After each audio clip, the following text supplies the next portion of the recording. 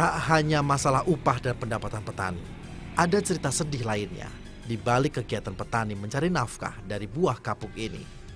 Saya mencoba ikut dalam rombongan petugas kesehatan dari kantor Kecamatan Sumber Malang yang hendak menuju desa Sumber Argo. Para petugas kesehatan ini ternyata akan melakukan pengobatan gratis.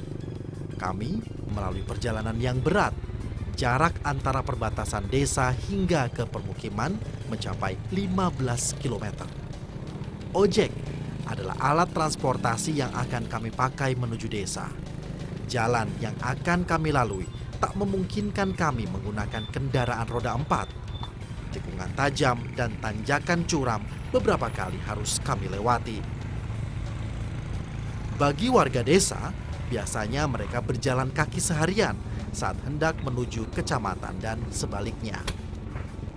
Jalan berpasir sempat menghambat perjalanan kami untuk naik maupun turun lembah Gunung Argopuro ini.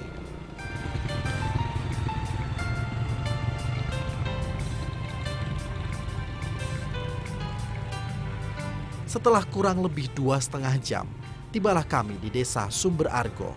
Inilah desa tertinggi di wilayah ini. Warga sudah berkumpul menyambut kedatangan kami. Maklum saja, pengobatan gratis seperti ini tak selalu ada, melainkan digilir setiap bulannya dengan desa yang lain. Kita usahakan petugas kesehatan dapat sepeda motor semua. Berarti berbeda bentuk sesuai dengan aksesnya. Macam-macam. Oh, ini daerah sulit, mungkin masyarakat sudah terbiasa, tapi ini harus diakhiri ya. Kini, saatnya para petugas mendatangi rumah-rumah warga. Warga pun tertib menunggu kedatangan petugas di rumah mereka masing-masing. Bersama 4 orang petugas kesehatan, kami mengunjungi rumah warga. Jumi adalah peternak sapi yang sejak 6 bulan lalu mengalami stroke. Kini dirinya tak bisa lagi banyak bergerak, apalagi bekerja mencari nafkah. Kedatangan para petugas kesehatan ini membuat kondisi kesehatan Jumi dapat terpantau secara baik. Pemberian obat pun menjadi lebih pasti dan akurat. Tidak beda dengan Arsawi, istri Jumi yang juga peternak sapi ini, seakan tergantung dengan obat yang diberikan oleh petugas kesehatan.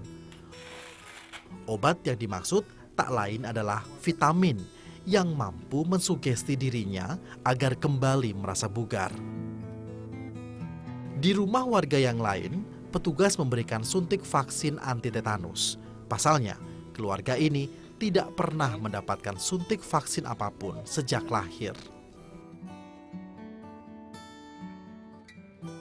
Sebenarnya dari pekerjaan bisa, karena memang di sini kan kadang ambil rumput aja sehari bisa 3 kali pagi. Soalnya kan banyak yang sapinya ada yang 4, ada yang banyak lah. Terus kalau dari makanan juga bisa, karena kan di sini tidak ada jauh sama pasar juga ya, paling numpuknya ikan kering, terus sayurnya sayur yang meningkatkan darah tinggi semua, daun singkong itu dah, daun kates. Nah, kalau manggil biasanya kan manggil saya, jadi ojek misalnya yang sakit di daerah di luar, jadi panggil saya dibawa ke di luar. Ibu yang dibawa sini ya, dijemput sini ya. Iya, biasanya seperti itu. Soalnya kan kalau daerah sana apalagi sakit masih mau dibawa naik ke sini kan masih lewat sungai. Kalau udah ditandu kan sulit. Para petugas inilah harapan terbesar warga di saat kondisi kesehatan mereka memburuk. Apa daya, sulitnya akses untuk keluar masuk desa menjadi penghambat utama menjangkau puskesmas dan rumah sakit terdekat. Saat pengobatan gratis sedang berlangsung, perhatian warga tertuju pada rombongan warga yang sedang menandu seseorang. Kami pun mengikuti rombongan hingga mereka tiba di rumahnya. Setelah melalui 2 jam perjalanan dari Betung sampai ke rumahnya, ibu yang sudah mengalami keguguran dan mengalami operasi di Bali harus digotong oleh Tandu dan juga 4 orang warga yang secara bergantian menggotong ibu ini ke dalam rumahnya. Dan kita akan lihat seperti apa keadaan ibu saat ini, dan kita akan tanya-tanya bagaimana keadaannya sekarang. Kondisi Ismi masih sangat lemah sehingga membuatnya sulit berkata-kata. Ia masih kelelahan melalui 2 jam perjalanan di atas tandu dari luar desa hingga ke rumah pasca operasi selama 6 jam di Provinsi Bali. Ada ya? Sebelumnya sudah pernah hamil? Sudah punya anak 1 ya, gitu. Tapi kalau kelahiran yang pertama lancar di sini, gitu. Tapi karena memang lagi kerja di sana, makanya dioperasi di sana langsung ya. Gitu.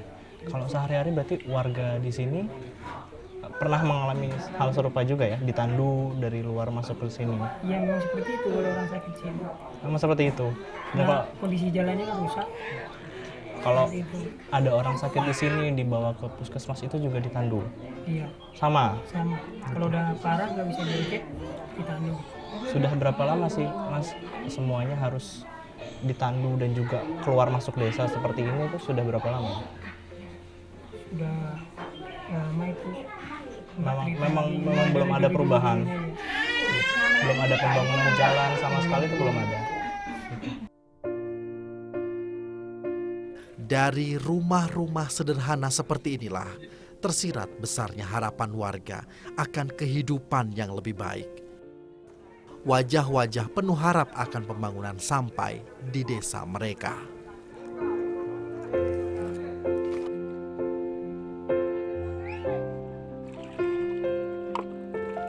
Coba